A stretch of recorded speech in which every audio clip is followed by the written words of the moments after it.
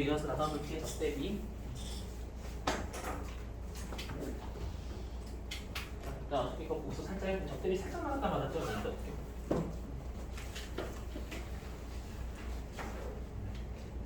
자, 우리가 어저께요, 그 임원이나 여러분들 그 사용인 직원이죠. 임원이나 직원이 부담해야 될 접대비를 회사가 부담하면 그 회사의 접대비 오지 않는다라고 했었죠.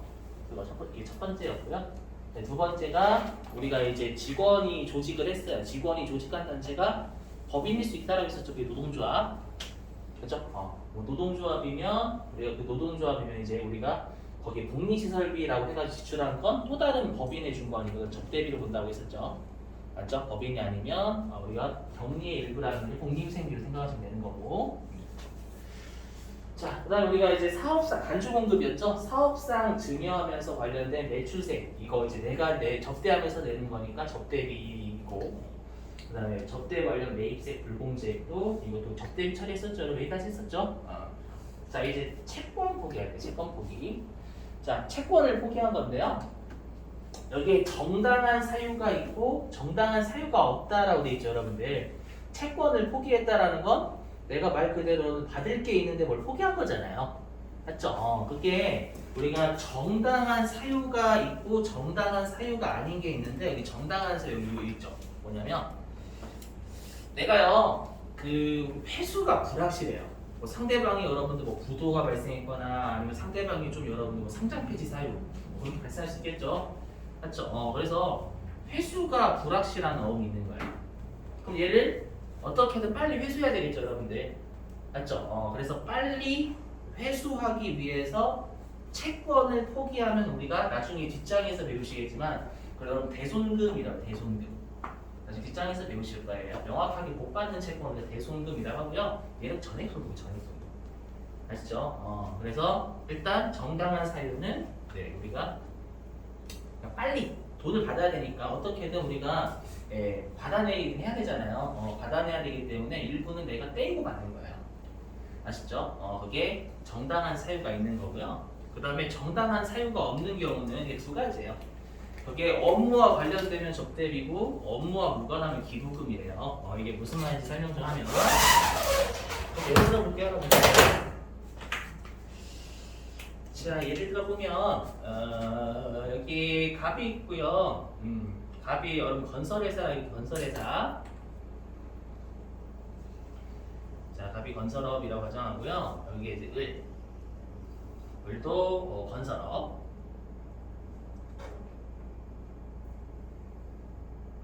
또 건설업. 근데 지금 갑이 을한테 뭐가 있냐면 채권이 1억이 있는 거예요. 1억이. 자, 1억이 있는데요. 어디냐? 여기에 뭐라고 할까요? 여기에 이제 뭐라고 할까? 갑이 을이요. 얼마를 수주를 했냐? 수주라고 주문받는 거. 건설 계약을요. 누군지 몰라도 국가라고 할까요? 국가한테 100억을 수주했대요. 아셨죠? 국가에서 이번에 어디 건물 짓는데 네가 좀 건설해 줄래? 라고 해가지고 100억의 계약을 맺은 거예요. 이해가 되셨어요? 그러면 갑 입장에서는 이게 좀 탐나잖아. 맞죠? 탐날 수 있겠죠, 여러분들. 갑 입장에서는 을이 수주했지만 그럼 어떻게 제안하면 되겠어요? 갑이 을한테 저 채권 포기할게요. 이거 채권 1억 포기하는 대신에 요 100억 중에서 일부는 저한테 주시면 안 될까요? 요런 거 있죠. 이해되세요? 그게 뭐냐면 정당한 사유는 없죠, 여러분들. 채권 포기하는 게 일부 회수하기 위해서 포기하는 게 아니잖아요. 맞죠? 근데 업무와 관련이 있죠. 이 건설업에서 여러분들 우리가 매출 따내기 위해서 한 거니까 이 채권 포기는 업무와 관련이 있잖아요, 여러분들. 이해되세요? 이거는 당연히 거래처 이 을한테 접대한 거예요, 채권 포기한 게. 요 매출 늘리기 위해 가지고 수주 따내기 위해서 채권 포기했으면 이건 거래처 얘들한테 적대한 걸 해석을 하는 거예요. 이해되시겠나요? 이게 업무 관련이고요. 그 다음에 업무와 관련이 없는 건 뭐냐면요. 건설업이라고 하면 안 되겠는데 식료품이라고 식료품 농심이라고 그러니까 상표가 되고 여기는 그리고 고아원. 고아원. 그러니까 대충 어떤 느낌인지 이해되시죠? 자 이번에 고아원한테요 갑이 얼마를 팔았냐면 죄송해요 극단적으로 같이 한 거예요. 갑이요 고아원에요 어떻게 했냐면 일단은 라면을 할게요. 식료품 농심 농심이나 오뚜기라고 할게요. 일단 농심을 희생해 볼게요. 오뚜기는 착한 기업이라고 우리 생각을 많이 하니까 농심 아시죠? 그래서 농심에서요 고아원한테 채권이 1억이네. 라면을 1억에 외상에 팔았어. 여기에다가 되셨어요? 그랬더니 이제 고아원 원장님이 그러는 거예요. 가정입니다. 고아원 원장님 혹시 이거 라면값 받으셔야 되겠어요? 우리 아이들 좀 보세요. 아이들이 이렇게 그거 하고 있어요. 그러면 받아내야 돼요. 농심 딱 보자마자 죄송합니다 안 받을게 이럴 수 있잖아요. 근데 극단적 가정해가지고요. 그래서 이 채권을 포기한 거예요. 그럼 이건 업무와 관련성이 없죠, 여러분들. 맞죠? 업무와 관련이 없이 채권을 포기했잖아요. 그럼 이거는 기부한 거예요, 기부한 걸. 기부한 걸 포기했다는 거예요. 네가 채권을 포기하는데 업무 관련이 없어? 기부한 거네. 무슨 말인지 이해되시겠어요? 그럼 이 말은 뭐냐면 왜 정당한 사유가 없으면 둘 다 비용이지만 나중에 여러분 기부금도 한도라는 게 있기 때문에 적대비와 기부금으로 보게 되면 한도까지만 비용이고 한도를 넘어서면 비용 인정이 안 돼요. 아시죠? 정당한 사유가 있으면 전액적인 전액 비용 인정 받거든요. 아시죠? 그래서 이거 좀 외워주시고 그리고 혹시라도 나중에 여러분들 기출문제 푸실 때 정당한 사유가 없어요. 근데 업무 관련인지 업무와 무관인지 안 주는 거예요. 안 주면 적대비하면 기부금이죠. 근데 적대비 파트에서 나오면 적대비로 해석을 하셔야 돼요, 여러분들. 그렇죠? 그런 문제가 한 문제가 출제가 예전에 됐었어요. 그렇죠? 근데 받아들이시고 이거 무슨 말인지 이해되시겠어요? 자 넘어가고요.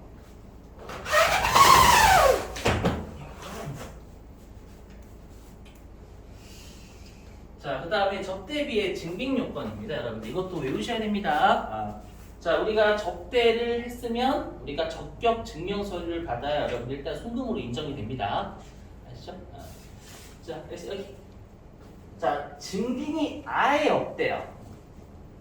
증명 서류가 아예 없답니다. 그 증명 서류가 아예 없으면 이때는 우리가 대표자한테 책임 묻는다고 했었죠. 기억나시나요? 맞죠? 그래서 증빙이 아예 없으면 이때는 손금물산이 상여로 때려요. 대표자에 대한 상여로요. 아시죠? 암기해 주시고. 자, 그 다음에 동그라미 2번. 그러니까 동그라미 1번은 아예 증빙이 없는 거야, 아예. 아시죠? 자, 동그라미 2번은 뭐냐면, 자, 영수증 같은 걸 받은 거예요, 영수증.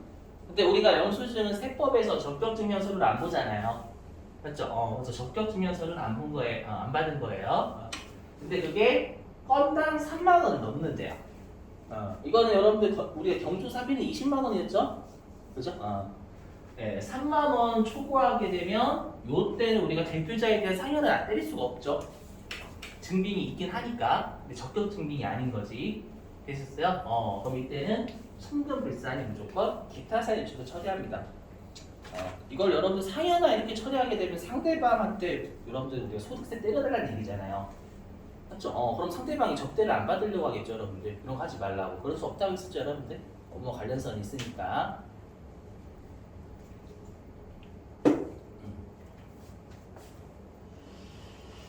자, 근데 주의하셔야 될 게 있어요. 뭐냐?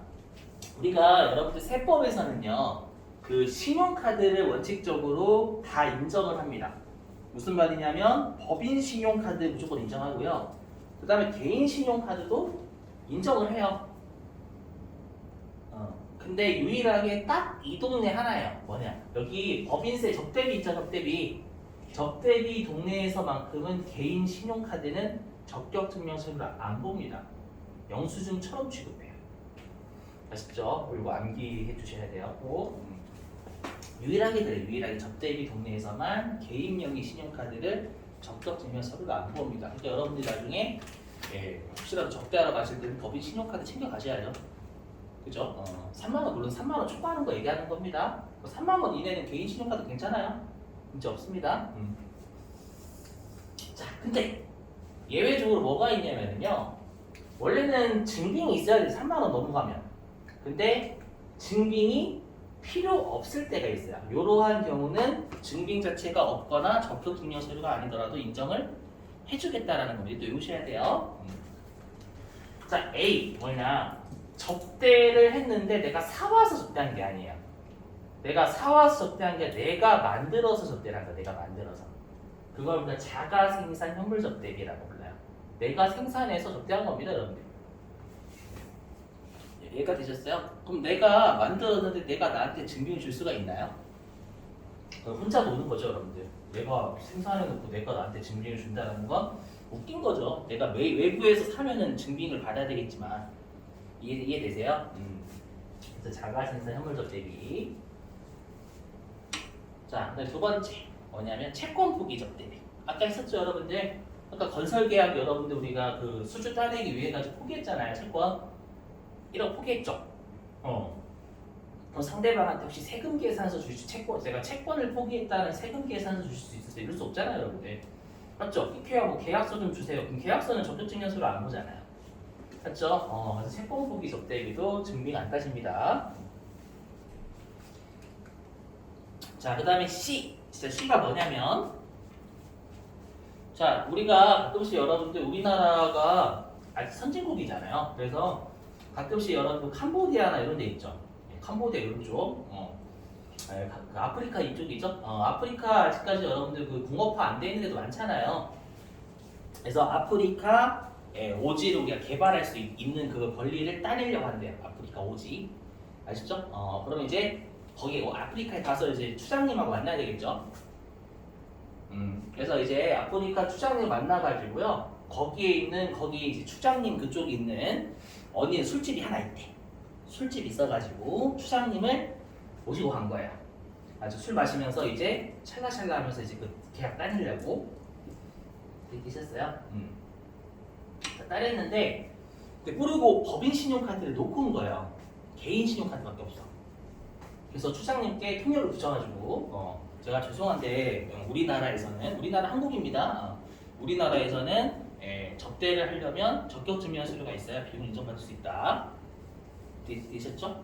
그래서 어떻게 했냐면은 추장님한테 죄송하지만 제가 법인 신용카드를 안 들고 왔으니까 추장님이 내라고 했어요. 여기까지 되셨어요? 그럼 다음날 그 사람 어떻게 될까요? 그 변사체로 발견돼요. 변사체. 이해됐어요? 무슨 말인지. 그 화살이 많이 꽂혀 있겠죠. 여기에. 재미없어요? 농담이고요. 그래서 무슨 말인지 되셨죠? 여기 적격 증빙을 수치를 할 수가 없어요. 아프리카 오시면 여러분 신용카드 전표 같은 거 받기 힘들겠죠?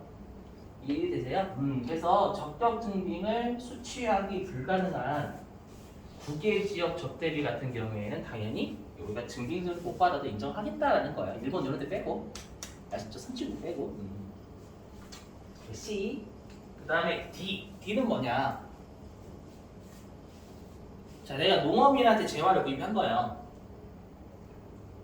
이럴 수 있죠? 우리가 곧 추석이잖아요, 여러분들. 추석 되면 거의 그 과일이나 이런 것들은 선물 세트 많이 주죠. 거래처에 맞죠? 거래처에 좀 주죠.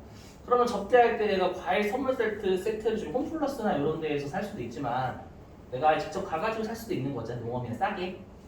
맞죠?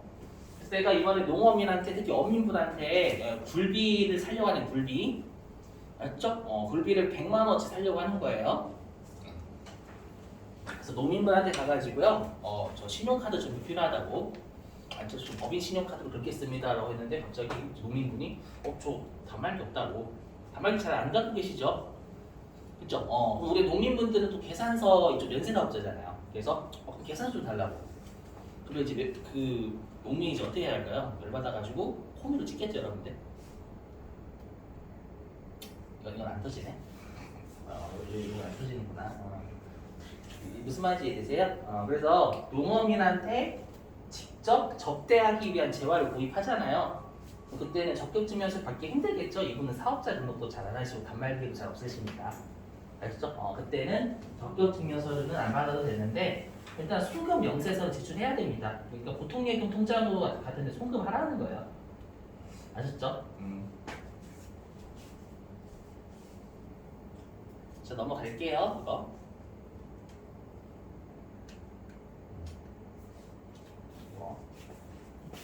네 가지 꼭 외우시고. 자, 그 다음에 이제 중요한 이 현물적 대비 평가입니다. 요거 해보자.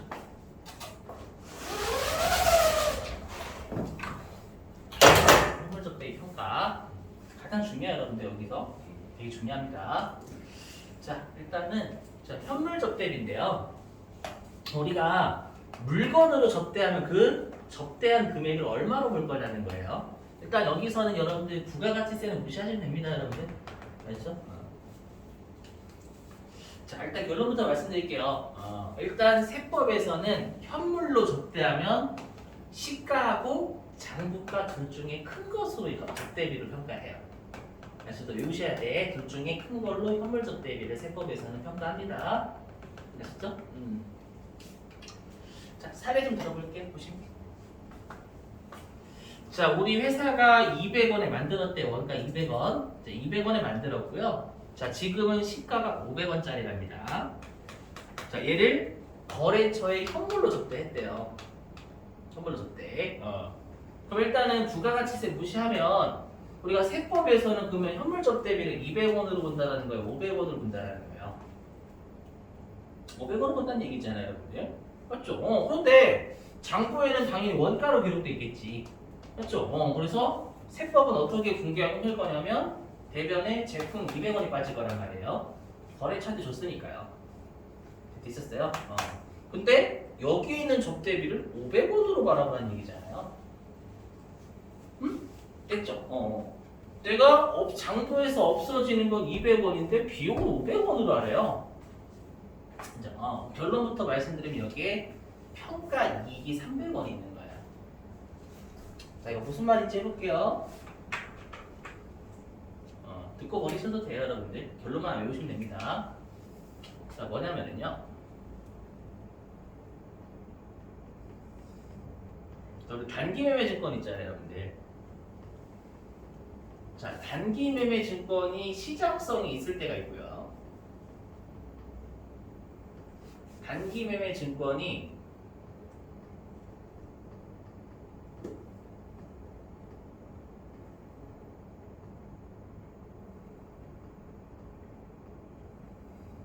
시가를 모를 때가 있어요. 그럼 우리가 어떻게 돼 있냐면 우리가 시가를 알면 시가로 평가하죠, 여러분들.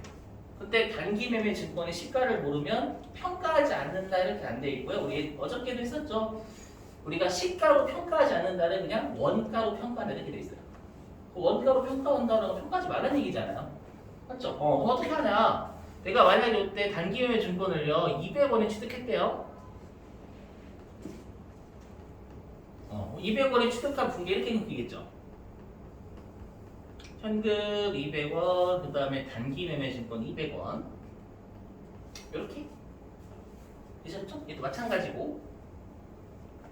됐나요? 근데 시가가 500원이에요, 500원. 얘는 아는 거, 얘는 500원인지 모른다는 뜻이에요, 여러분들. 아시죠? 그럼 얘는 시가가 500원이다라고 하면 단기 매매 증권을 300원 올리잖아요, 여러분들. 맞죠? 여기에 단기 매매 증권 평가 2 300 이렇게 잡죠? 되셨어요? 근데 얘는 이 분계를 못 끊죠. 시가를 알 수가 없으니까. 이해되세요? 그리고 이제 어떻게 된 거냐면요. 얘가 이 회사가 부도가 발생해요. 부도. 이 회사가 부도가 발생했대요. 부도가 발생하면 우리가 손상이 일어났다는 손상. 맞죠? 손상이 일어나가지고요. 우리 손상은 이런 비용 처리하잖아요. 그죠? 내가 해석해봤더니 받을 게 하나도 없대. 한 푼도 없대. 그럼 어떻게 할 수밖에 없냐면 단기 매매 증권 500원 깔 수밖에 없죠, 여러분들. 맞죠? 영원. 회수할 수 있는 게 영원이니까. 그럼 여기에 손상자손이라는 비용자가요, 500원. 이렇게. 근데 얘는 부도가 났지만 지금 200원밖에 안 뛴 거잖아요, 200원. 그때 평가를 안 했으니까. 그럼 여기가 접대비 비용 200원 이렇게 되겠죠. 맞죠? 그 말은 뭐냐면 여러분들 해당 비용이 500원이 되려면은요. 비용이 500원이 되려면 해당 자산이 500원이어야 돼요. 그 말은 뭐냐라고 하면은 내가 200원에 만들었죠. 그죠? 200원에 만들었는데 적대비를 시가로 보잖아요. 그럼 시가로 본다라는 건 그만큼 평가를 했다라는 뜻이에요. 내가 제품을 거래처에 접대하기 전에 일단 300원만큼 평가를 잡았어요. 잡고 나서 접대한 걸 이렇게 해석해요. 어떻게 해석하냐 이렇게. 일단은 제품 300원, 제품은 300원만큼 평가 늘린 거예요. 200원짜리가 500원 된 거니 300원. 요거랑 또 이거 똑같은 셈이에요. 제품 300, 평가이 300, 한 500으로 잡은 거잖아요. 200원에 만들었지만 이 분계를 하는 순간 500원을 잡은 거예요. 되세요? 그러자마자 제품 500원짜리 됐죠? 그러면 제품 500원 됐으니까 얘를 없애서 이제 접대한 걸 이렇게 말해보는 거예요. 그럼 이 두 분계가 합쳐진 게 결론이라는 얘기가 보면 이렇게 되는 거죠, 여러분들. 그럼 이렇게 되면 제품 200원 이렇게 남는 거지. 이렇게 끊어서 본다는 거예요. 그러니까 즉 해당 접대비를 시가로 본다라는 거, 시가만큼 회사가 제품을 평가이익을 잡은 거야. 잡고 나서 거래처에 접대한 걸 보는 거예요. 무슨 말인지 이해되시겠어요? 이 두 분계가 결합되면 이거 나오잖아요, 여러분. 아시죠? 근데 장부는 시험에 주로 뭐로 줄 거냐면 원가로 잡았다라고 줄 거예요. 원가로 잡았다라는 건 그냥 해당 제품은 이렇게 200원, 없애면서 200원 때리자. 내 뜻이 되는 거예요. 되셨나요? 요게 되게 중요해요. 그러면 결론부터 말씀드리면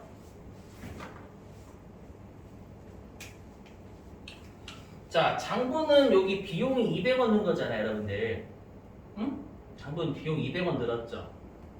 그럼 그렇게 되면 우리가 이익이 200원만큼 줄겠죠. 되셨어요? 그죠? 세법. 이 접대비는 비용이 500 들었죠. 비용 500. 하지만 비용을 500으로 잡는다라는 건 그만큼 평가이익도 잡은 거예요. 그럼 얘는 수익 300원. 맞죠? 그럼 여기가 비용 500원 늘렸고 여기는 수익 300원 늘렸으니까 이익은 200원 준 거예요. 똑같이. 되실까요? 됐죠? 그래서 뭐라고 돼 있냐면 현물 접대비는 절대 세무조는 없다라고 불러요. 세무조는 없어요. 여기까지 되셨어요? 그래서 현물 접대비는 여러분들 둘 중에 회사가 작은 걸로 평가했다라고 하더라도 세무조는 절대 없습니다. 아시죠? 근데 중요한 게 있어요. 뭐가 중요하냐면 자 보세요. 뭐냐면 그냥 우리가 장부에서는 접대비를 200원 잡았다라고 줄 거예요. 근데 세법은 접대비를 500원으로 바라보잖아요.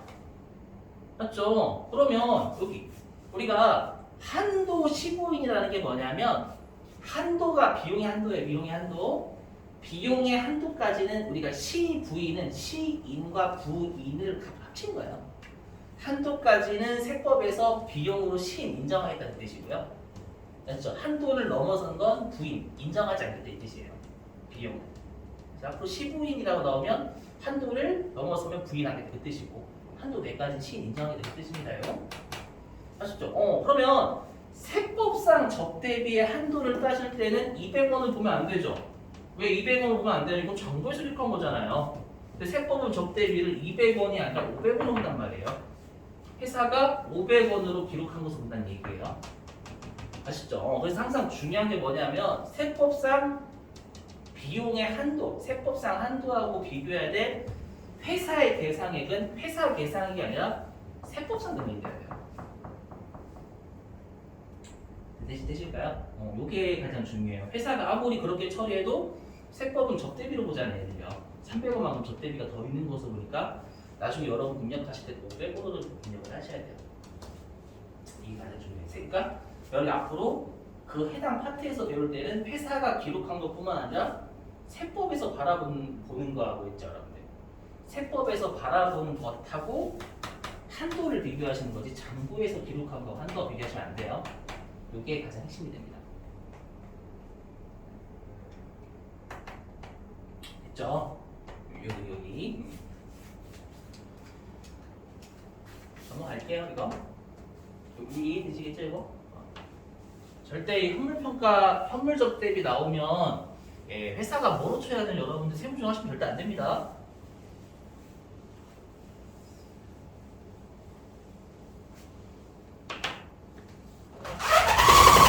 이제는 뭘 볼 거냐면은 방금은 여러분들 현물만 봤었죠 현물.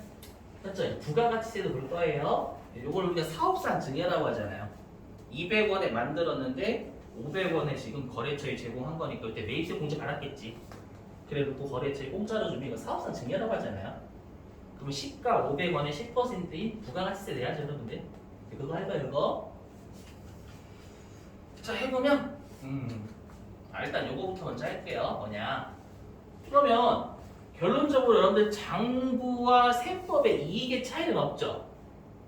이익의 차이는 없었잖아요 방금. 근데 장부는 비용이 200이고 세법은 비용이 500, 수익이 300이었죠?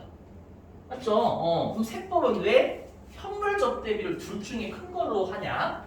라고 보세요. 뭐냐면 장부상 비용이 이제 파란색이 장부입니다. 됐죠?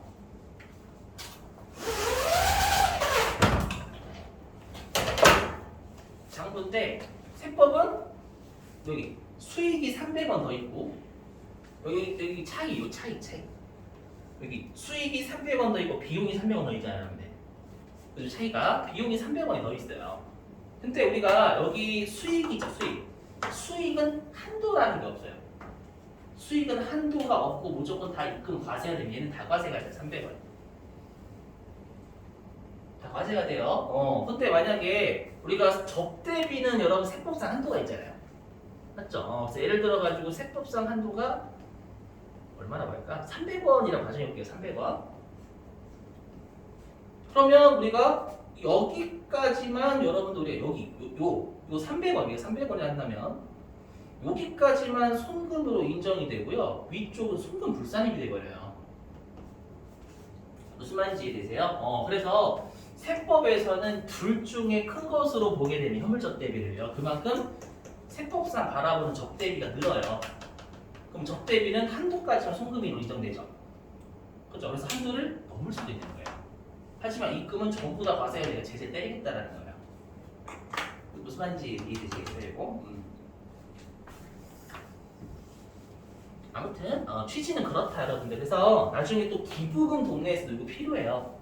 나중에 여러분 이럴 수 있겠죠. 내가 현물로 기부했어. 물건으로 돈으로 기부한 게 아니라. 됐어요? 근데 여러분들 세무 2급에서 그 배우셨죠? 뭐 동창회 기부하는 거 비지정 기부 배우셨잖아요. 맞죠? 우리 비지정 기부금은 공익성이 있어요? 없어요? 없으니까 걔는 또 둘 중에 큰 것으로 제시 때려요. 현물 기부 둘 중에 큰 것으로 제시 때려요. 근데 만약에 내가 고아원에 기부했다라고 하면 원가로 봅니다. 원가로. 그때는 제재 때리면 안 되니까 둘 중에 큰 거가 아니라 그냥 원가로 봐요.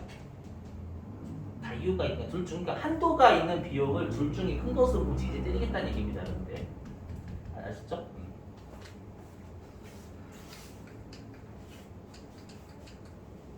근데 또 중요한 거 있어요. 뭐냐면 그래서 장부에서 둘 중에 주로 시험에서 적은 금액으로 해요. 적은 금액으로. 적은 금액으로 비용했더라도 세무조는 없어요. 아시죠? 현물적 대비는요. 하지만 중요한 거 뭐냐? 우리가 세법상 한도를 비교할 때는 회사가 아까 기록한 요것만 할 거예요. 근데 나중에 불러오면 장부상 접대비 200원을 불러올 거란 말이에요. 그러면 이 200원하고 비교하는 게 아니라 세법상 접대비 500원으로 입력을 해야 되는 거잖아요. 여러분들.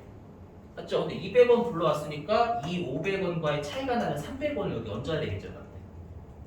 무슨 말인지 이해되시겠어요? 그래서 여기 있죠? 장부상 접대비와 세법상 접대비의 차이가 나는 금액인 300원을 장부상 접대비에 얹어주셔야 돼요. 이게 되게 중요해요. 아시죠? 그래서 항상 세법상 비용의 한도하고 비교할 회사 계산이 세법에서 바라보는 금액이 되는 거예요. 아시죠? 요 주의 항상.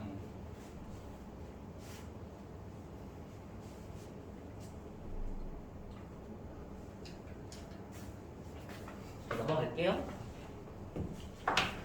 자, 이제는 부가가치세까지.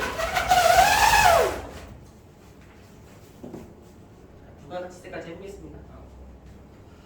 자, 그럼 이제 이게 사업상 증여니까 시가 500원의 10%를 회사가 부가세 예수금액이 잡겠죠. 예수금은 부가세 예수금입니다, 여러분들. 자, 이렇게 잡으면서 적대비 처리 이렇게 하겠죠. 되셨어요? 이렇게?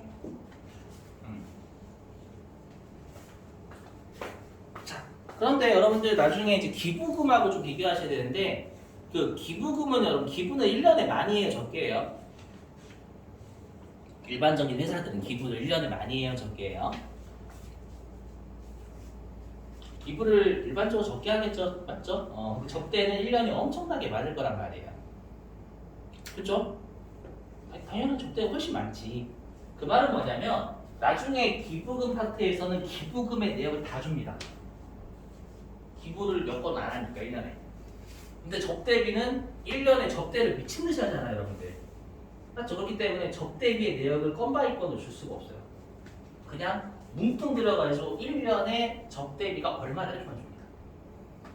무슨 말인지 이해되시겠어요? 그래서 좀 예를 들어 볼게요. 자, 그럼 회사는 적대비와 얘만 있는 게 아니잖아요. 맞죠? 되게 많겠죠? 그래서 시험에는 어떻게 줄 거냐면 회사의 손익계산서상 적대비는 1,000원이다 라고 줄 거예요. 250원까지 포함해서요. 나머지 적대비가 750원이 있었다라고 가정해 보면 이해되세요? 얘 말고도 또 다른 적대비가 다 합쳐서 750원 있어가지고 장부상 적대비는 1,000원이라고 가정해 볼게요. 무슨 말인지 이해되셨어요? 자, 그러면 그럼 예를 들어서 여기 세법상 한도하고 비교해야 될 회사의 지출액은 일단 1,000원은 불러오겠죠, 컴퓨터가. 근데 이 1,000원만 넣으시면 안 돼. 1,000원을 불러오면 여기에는 250원인데 적대비가요. 맞죠? 250원인데 세법은 550원이잖아요. 그럼 차이가 300원이 나죠. 그 300원만큼도 여기에 얹어 주셔야 돼요. 그래서 여러분 나중에 1,300원 붙이셔야 돼요. 이거 탈 줄 아셔야 돼요. 되시겠어요? 이거 무슨 말인지 되셨어요? 어려워요? 헷갈리신가? 여기 250원이 여기 포함되어 있대. 근데 여기는 550원이니까 여기 300원 더 얹어줘야 되겠죠. 세법상 한도와 비교해야 될 회사 계산 적대비는. 맞죠? 회사가 그냥 장부상에 기록한 것만 보지 않아요. 아시죠? 되시겠어요? 근데 만약에 세법상 적대비가 한도가 100원이래요. 한도는 쉬워요, 여러분들. 적대비는 한도 전 단계가 어려워요. 한도 단계 되게 쉽습니다. 컴퓨터가 다 해줍니다. 그래서 한도가 100원이라고 한다면 한도 초과 기타 사유출로 하시면 되겠습니다. 했었죠, 적대비 한도 초과는 무조건 기타 사유출로 하라고. 그래서 좀 이거 조심, 300원 더하는 거 조심. 아셨죠? 자, 근데 시험에는 어떻게도 줄 수 있냐면 계정 과목은 이상하게 줘요. 뭐냐 보시면, 자, 방금은 회사가 그래도 계정 과목은 잘한 거죠. 금액은 잘못했지만, 맞죠? 근데 어떻게 시험에 주냐면 회사가 이번에 그 적대와 관련돼서 여러분들 부가세 발생했잖아요. 그걸 세금과 공과로 처리했대요. 그럴 수도 있겠죠, 여러분들. 이렇게도 시험에 나와요. 회사가 다른 계정 과목으로 여러분 끊을 수도 있다는 거예요. 그러면 방금 우리가 회사가 적대비로 제대로 처리했을 때 손익계산서 적대비 1,000원이었잖아요. 맞죠? 그러면 우리가 요걸 다른 계정 과목으로 처리하면 적대비는 950원으로 바뀌겠죠, 여러분들. 요 사례 그대로 가지고 보면 예를 세금과 공과로 처리했으면 장부상 적대비는 손익계산서 적대비는 950원일 거 아니에요. 되셨어요? 근데 세법은 얘 세금과 공과가 아니라 적대하면서 부가가치세 낼 거니까 적대비로 처리해야 되잖아요. 이해되세요? 그러면 장부상 적대비는 250이 아니라 200원이죠. 200원. 맞죠? 200원인데 세법상 적대비는 550원이잖아요. 그렇죠? 그럼 둘이 차이가 나는 게 350원인 거죠. 이해되세요? 어떻게 하냐면 주의하신다. 자, 얘 비용이고 얘 비용이니까 이익의 차이는 없어요. 이익의 차이가 없으면 세무조는 없는 거예요, 여러분들. 계정 과목이 다르다고 세무조하시면 큰일 나요. 아셨죠? 요거. 그러면 손익계산서상 적대비는 950원 이렇게 줄 거란 말이에요. 근데 이 둘의 차이가 다시 적대비가 얘는 550, 얘는 200이니까 350의 차이가 나잖아요. 350을 더 해주셔야 되는데 이게. 그래서 이렇게 되셨죠? 자, 넘어가겠습니다. 이게 좀 가장 핵심이 돼요. 항상 여러분 현물 접대비 나오면 세문제 없어요. 아시죠? 자, 이제 접대비의 귀속식, 요거 말문제입니다. 여러분들 실기로 냈던 적은 없어요. 거의 없다고 보시면 돼요. 독해가 낼 수 있으니까 최근 들어 자꾸 이상한 걸 자꾸 끼고내기 때문에. 자, 보시면 자, 일단은 접대비는요 언제가 귀속식이냐면 접대한 날입니다. 접대한 날. 자, 보실게요. 자, 뭐냐? 자, 내가 X 1년도에 접대를 한 거예요. 근데 실제로 접대비는 언제 지출했냐면 X 2년도에 지출한 거예요. 아시죠? 이게 무슨 말이냐 해보면 여러분들 우리가 한도라는 거 있죠? 한도라는 건 1년치 한도입니다. 1년치 한도. 그 말은 뭐냐면 다음 연도가 되면 새로운 한도를 새로 부여받는 거예요. 이해되세요? 뭐 만약에 접대비 한도가 뭐 100억이 100원 좀 심했다. 접대비 한도가 20억이다. 라고 하면 다음 연도 가면 한도가 새롭게 20억이 다시 부여가 되는 거야. 아시죠? 다음 연도 가면 접대비 다시 0부터 출발하는 거고요. 무슨 말인지 이해되세요? 그러면 우리가 세법 입장은요. 한 10월이나 11월 요쯤 되면 회사가 접대 행위를 많이 했을 거 아니에요. 한 10월, 11월 달 되면 12월 달 결산하는 거니까. 그러면 접대를 많이 했을 거니까 접대비의 한도를 거의 다 채웠거나 넘겼겠죠. 맞죠? 10월 한 11월 달 되면 이해되세요? 그러면 어떻게 짱구를 돌릴 수가 있냐면 X 1년도에 접대 행위는 하지만 요때 지출하지 않고 X 2년도에 지출하면 새로운 한도 부여받을 수 있으니까 송금으로 이동될 수 있는 여지가 있는 거잖아요. 이해되세요? 이렇게 꼼꼼히를 불릴 수가 있다는 거예요. 그래서 세법은 야, 네가 접대비 지출하는 날이 아니라 접대한 그날이다. 이렇게 보는 거예요. 이게 접대한 날에 접대비를 보겠다라는 거예요. 지출한 때 접대비가 아니라. 아셨죠? 이거 조심하시고. 어떻게 하냐? 그럼 장부에서는 아무런 회계처리 안 하겠죠? 이때는 접대만 하는 거죠. 접대만. 그렇죠? 자, 근데 세법은 요거 올해연대 접대비죠. 접대 행위를 한 거니까. 단지 지급만 안 한 거죠. 그래서 여기 미지급 비용이라고 하셔도 되고 미지급 금이라고 하셔도 돼요. 우리 계속권 지금 우리 세금 때문에 그런 거니까. 자, 미지급 금. 됐죠? 그러면 세무 수준이 어떻게 돼요? 일단 세법이 비용이 더 많잖아요. 송금? 산입이 되겠죠? 송금 산입? 되셨어요? 송금 산입? 세법 비용이 많으니까. 그 다음에 부채가 세법이 많죠. 그렇죠? 부채가 대변에 있으면 부채가 많은 거잖아요. 그럼 세법이 부채가 많은데 차감 조정이면 부채의 차이 마이너스 1보죠, 여러분들. 맞죠? 되셨어요? 자, 그랬다가 이제 X 2년도에 회사가 이때 지급하면 현금 100원 지출하면서 적대비 이렇게 처리하겠죠. 그죠? 근데 세법은 뭐예요? 세법은 현금 지출한 거 미지급 비용을 지급한 거다 이렇게 해석을 하는 거예요. 되시겠어요? 이거 그러면 얘는 이거 추인입니다. 왜 이거 추인이냐면 차이가 났던 게 미지급 비용이잖아요. 맞죠? 이 차이가 났던 부채가 지금 미지급 비용이죠. 그럼 미지급 비용이 언제 추인이 되냐면 지급하면 추인이 되잖아요, 여러분들. 맞죠? 그래서 굳이 요거 세무조정을 여러분들이 두 개를 비교하실 필요가 없고 그냥 반대로 돌리시면 돼요. 미지급 비용이 추인이잖아요. 여기서 하는 이유는 뭐냐면 추인을 여러분 좀 잘 아시라고 하는 거지 말문제로밖에 잘 안 내요. 아셨죠? 해당 차이가 났던 자산 부채가 소멸되면 추인이 일어나는 거잖아요. 되셨어요? 그리고